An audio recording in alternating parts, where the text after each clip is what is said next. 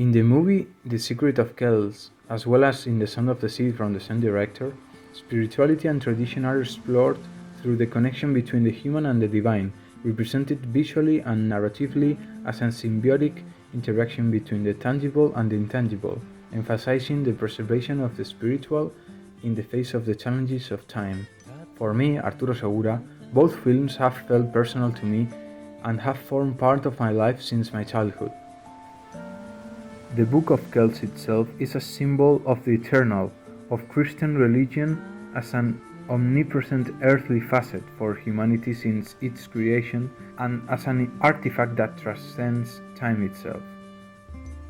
The use of light and color show the divine.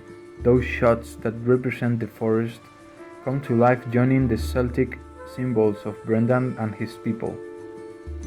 It's interesting how Brendan and Aisling represent that balance between the physical and spiritual worlds, between the good and the bad. There's a movie from the same director and animation studio called Son of the Sea. Since the movie came out in 2014, it's been one of my favorite animated feature films, and I feel sorry for Tom Moore and Isao Takahata, director of The Tale of the Princess Kaguya, because they lost the Oscar that year against Big Hero 6. Well, as I was saying, Son of the Sea's main character and his sister, Ben and Churche, explore the myth of the Selkies as a metaphor for the spiritual connection with nature and a bonding between them, a family bonding. As Brendan confronts his fears in the forest and Ben finds his sister's escape, both scenes represent a spiritual journey through time and space where they find themselves and that love for those whom they care about, Aisling and Churche.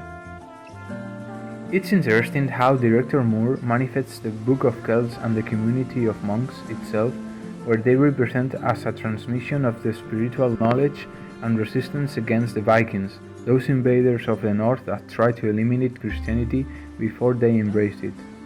Meanwhile, in The Sound of the Sea, one of the main topics to study this movie is the preservation of Irish myths in the face of their modern devastation and consequent oblivion. I believe those are essential to keep an emotional and cultural balance that the film tries to maintain. In conclusion, as a lover of both of Tom Moore films, I believe they achieve in conveying that message of the preservation of traditions, each one adapting to the historical, cultural environment from which they nourish, Irish tradition and Celtic tradition.